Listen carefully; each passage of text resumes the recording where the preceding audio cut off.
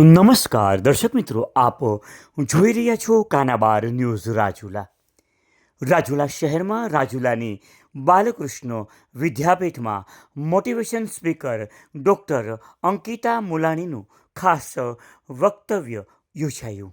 રાજુલા શહેરમાં સૌ પ્રથમવાર આવો વિશેષ કાર્યક્રમ યોજાયો।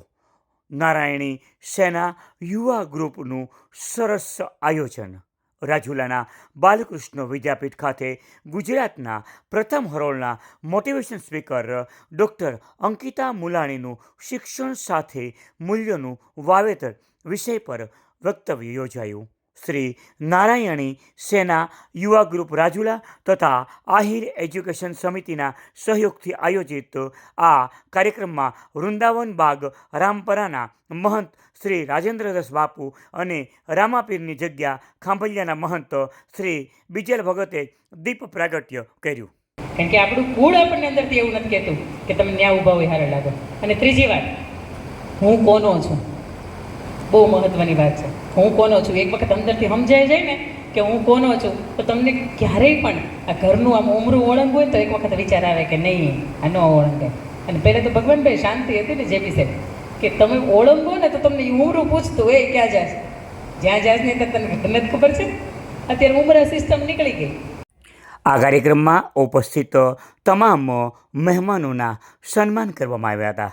કાર્યક્રમમાં આર્થિક અનુદાન બાલકૃષ્ણ વિદ્યાપીઠના ફાઉન્ડર જેબીભાઈ લાખનોત્રા, જાણીતા શિક્ષણવિદ ભગવાનભાઈ પીઠાભાઈ લાખનોત્રા તથા દુલાભાઈ ભગવાનભાઈ રામ તરફથી અપાયું હતું। પાણીના દાતા તરીકે દુલાભાઈ વાવડિયા તેમજ બેનર અને લાઈવ ટેલિકાસ્ટના દાતા તરીકે કેજી સ્ટુડિયો રાજુલાએ વ્યવસ્થા કરી હતી।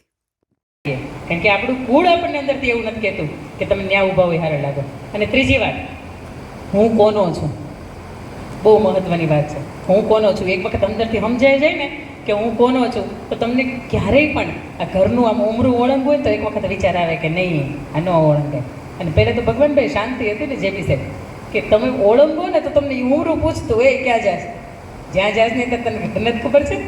અત્યારે ઉમરા સિસ્ટમ નીકળી ગઈ। આ કાર્યક્રમમાં નારાયણી સેનાના પ્રમુખ ગાંડાભાઈ લાખનોત્રા, રાજુલાના કવિ શ્રી શશીભાઈ હેમાળવી, સંઘવી હાઈસ્કૂલના પ્રિન્સિપાલ જે.એમ. વાઘ સાહેબ, બાપા સીતારામ કોલેજના પ્રિન્સિપાલ અરુણભાઈ દેશપાંડે, બાલકૃષ્ણ વિદ્યાપીઠના ડાયરેક્ટર સાદુલભાઈ લાખનોત્રા, પ્રિન્સિપાલ રામ સાહેબ, ઘનશ્યામભાઈ વાઘ, નાગભાઈ વણઝર, આતુભાઈ વાઘ, સુરેશભાઈ રામ, ભોળાભાઈ વાઘ સહિતના વિશાળ સંખ્યામાં આમંત્રિત મહેમાનો હાજર રહ્યા હતા। કાર્યક્રમનું સફળ સંચાલન ચિરાગભાઈ વાવડિયાએ કર્યું હતું। કાર્યક્રમ પૂર્ણ થયા બાદ અંકિતાબેન મુલાણીએ રાજુલાના કવિ શશીભાઈ રાજ્યગુરુ તેમજ સાહિત્યકાર શૈલેષભાઈ વાઘેલાની મુલાકાત કરી હતી। આપ જોઈ રહ્યા છો કાનાબાર ન્યૂઝ રાજુલા। આજે અહીંયા બાલકૃષ્ણ વિદ્યાપીઠની અંદર આપણે શિક્ષણ સાથે મૂલ્યોનું વાવેતર નારાયણી સેના યુવા ગ્રુપ અને આહિર એજ્યુકેશન સમિતિ દ્વારા યોજવામાં આવ્યું। તેમાં ખાસ કરીને જે દાતાઓએ સહયોગ આપ્યો, જે આપણા યુવાનોએ કામ કર્યું અને આપણી વચ્ચે જે અંકિતાબેન મુલાણી આવ્યા, એ બધાનો હું નારાયણી સેના અને આહિર એજ્યુકેશન સમિતિ દ્વારા ખૂબ ખૂબ આભાર માનું છું।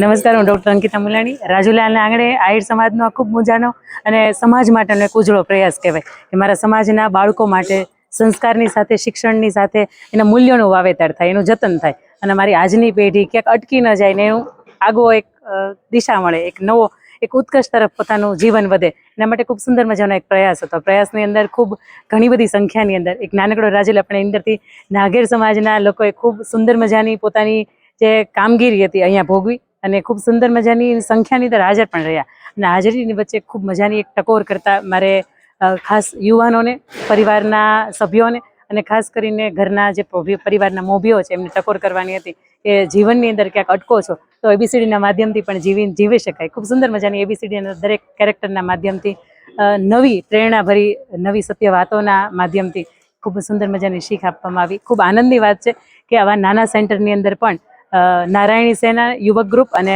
આહિર એજ્યુકેશન ટ્રસ્ટના માધ્યમથી ખૂબ સુંદર મજાની શરૂઆત પોતાના સમાજ માટે થઈ એનો ખૂબ રાજીપ અને ખૂબ આનંદ વ્યક્ત કર્યો છે. શહેર નાનું છે, કાર્યક્રમ પણ નાનો છે, પણ આપ ખૂબ મોટું નામ ધરાવો છો. જ્યારે રાજુલા શહેર વિશે શું કહેશો? રાજુલાનામાં તો એવું માનું છું કે લગભગ દરેક લોક સાહિત્યકાર હોય, દરેક કલાકાર હોય કે દરેક કથાકાર હોય, એમને રાજુલાની પ્રત્યે એક આગવો એક પ્રતિભાવ હોય કે ભાઈ ત્યાં છે ને તો આપણે જવું છે એમ. રાજુલાને આંગણે આમ તો ક્યારેય આવવાનું નહોતું થયું, પાટીદાર સમાજ ઓછો એટલે, પણ આહિર સમાજને આજે આંગણે આવવાનું થયું ત્યારે એવું લાગ્યું કે નહીં, બહુ ભાવી લો, બહુ સંપી લો અને ખૂબ હેત અને ખૂબ સ્નેહ.